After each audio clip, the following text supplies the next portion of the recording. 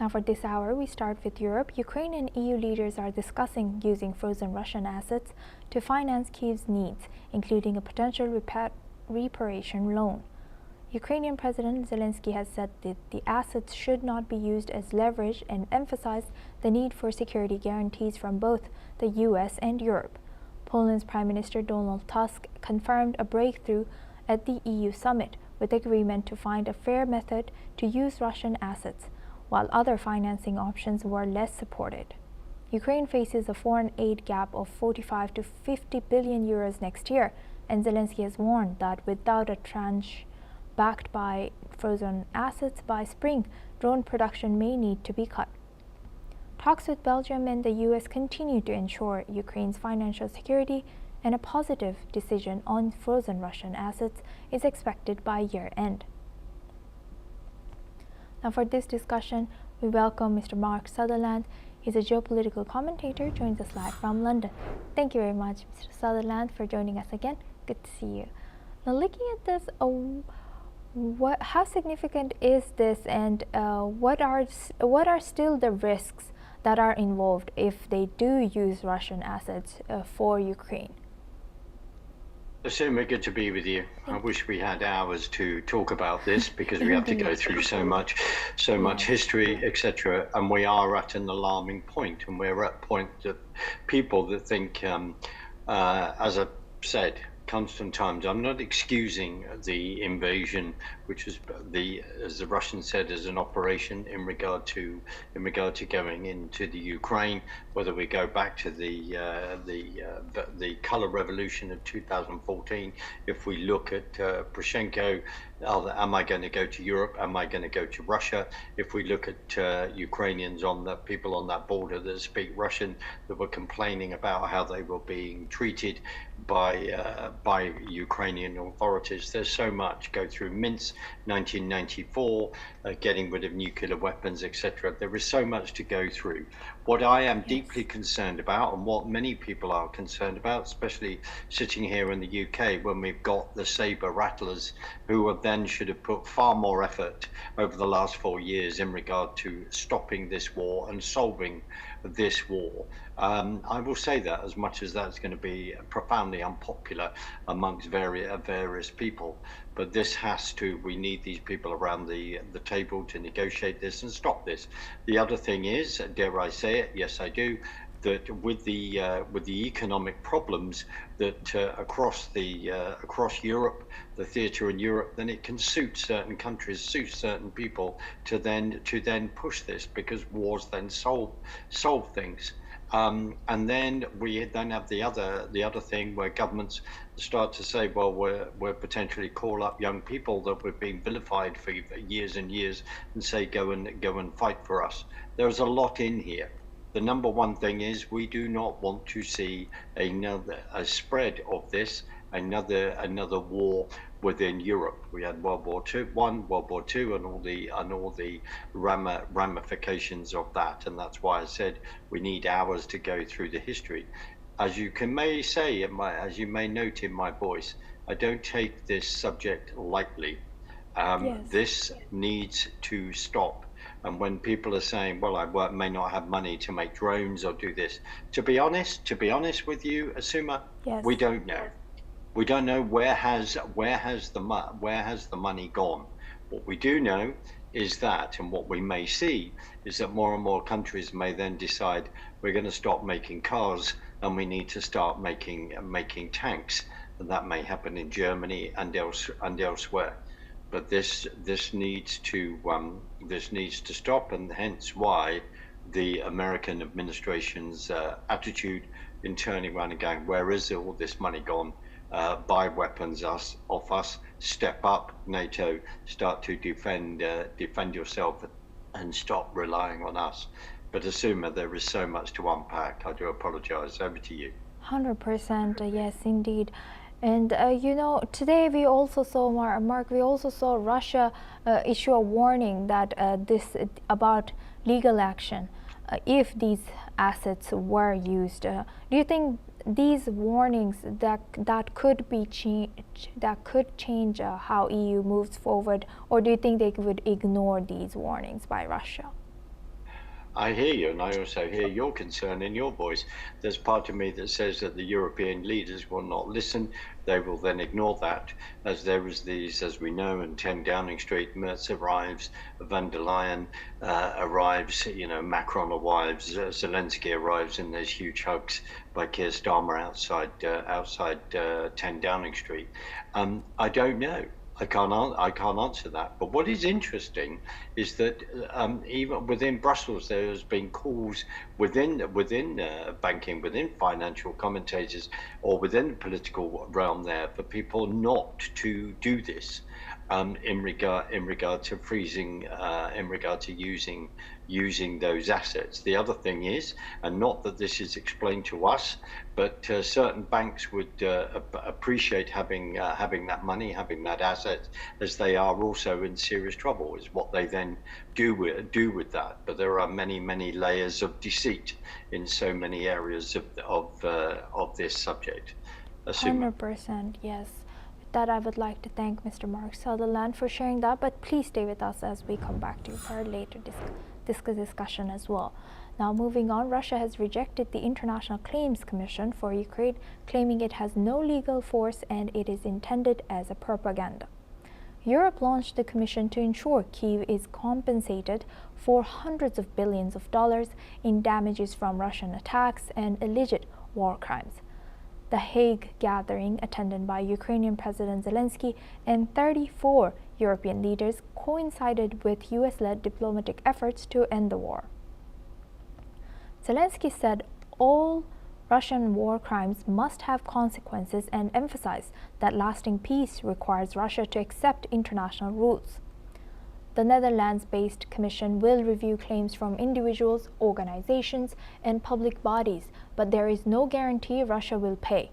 Options include using Russian frozen assets and EU member contributions. Over 86,000 claims have already been submitted to Ukraine's Register of Damage, though compensation plans could be complicated if an amnesty for wartime atrocities is included in any future peace deal. Now for this discussion, we welcome back Mr. Mark Sutherland. He's a geopolitical commentator, joins us live from London. Thank you very much, Mr. Sutherland, for staying with us. Now, looking at this, do you think this could change anything? Will this be effective? What impact could this potential inclusion of wartime amnesty in a peace deal have on accountability and a peace? I think you've laid it out, that if people have if they've lost loved ones, if they've lost their homes, if they've seen the infrastructure around them bombed to smithereens, then it's going to be understandable that they would want recompense for that. It's very easy for us sitting here having this kind of discussion, not actually being on the ground and seeing the suffering of what people in Ukraine have been through. 100%. Let's just say that, and I don't take that lightly at all. They never asked to then be invaded, and they understandably have then fought back. But the political machinations going on, there is going to be a huge ask if that is one of the issues in regard to peace, which is there's no in regard to the American administration getting Putin and Zelenskyy to the table and turning around if they do and say no, there's going to be no recompense in that. But also I could sarcastically say that there are also countries that also other corporations, banks, whether that's BlackRock, etc., all already lining up to think, oh, fantastic, we could get in here, we could have this contract, that contract. And before anyone says, yes, that sounds extremely conspiratorial, Mark, then I ask them to go down the rabbit hole and look at all these things. Because in many ways, when we're commentating on this, we then have to go far deeper. And for a lot of this is extremely nefarious, and it's not very comfortable when we start looking at this. But that could be a problem. But the number one thing is we want this to end. We want the killing on both sides to end. However, you are absolutely right when other people say this. Ukrainians were invaded on February 2022. that is undeniable. It's going through why did that happen? Why did the Russians decide to take those kind of actions? And the last thing we want is any more escalation in any wider theatre there. But we need this to stop. Asuma. 100%, and yes, I completely agree that we don't take it lightly that we are discussing this in a peaceful state. And with that, I would like to thank Mr. Sutherland for sharing that. Please stay with us as we stay on this topic. As European leaders arrive in Brussels for key talks on funding Ukraine, Poland is pushing a stark warning with a clear message, which is to act now or pay a much heavier price later. With the war dragging into its fourth year, Polish leaders say Europe faces a direct choice: invest in Ukraine's defense today or risk wider bloodshed across the continent tomorrow. The summit is focusing on whether frozen Russian assets should be used to support Kyiv, a move seen by Poland as both necessary and urgent. While some countries remain cautious, Poland is urging Europe to show unity, take responsibility, and prove it can defend peace before the cost becomes far higher. Let's listen into what the Polish Prime Minister has shared. Now we have a simple choice: either money today or blood tomorrow. And I am not talking about Ukraine only, I am talking about Europe. And this is our decision to make, and only ours. I think all European leaders have to finally rise to this occasion. Now for this discussion, we welcome back Mr. Mark Sutherland. He's a geopolitical commentator, joins us live from London. Thank you very much, Mr. Sutherland, for staying with us. You know, do you think, looking at Polish leaders' statements, do you think he is realistic, or do you think it's fear-mongering? How does Poland's urgent call for funding Ukraine reflect the broader European security concerns who are in the same page as Poland right now?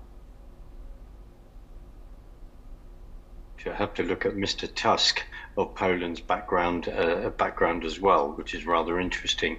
And the other thing is, it's understanding Polish history. You can then argue that between the First World War and the Second World War is the only time in the last 250 years that they had sort of independence and democratic rule themselves. There was a very famous battle called the Battle of Reykjavik around about 1775 with the Russians. I'm saying that because there's so much history, let alone what happened after the Second World War when Stalin then marched into Poland, and then the Iron Curtain comes down instead of then backing up and then giving freedom back. There's so much to discuss there.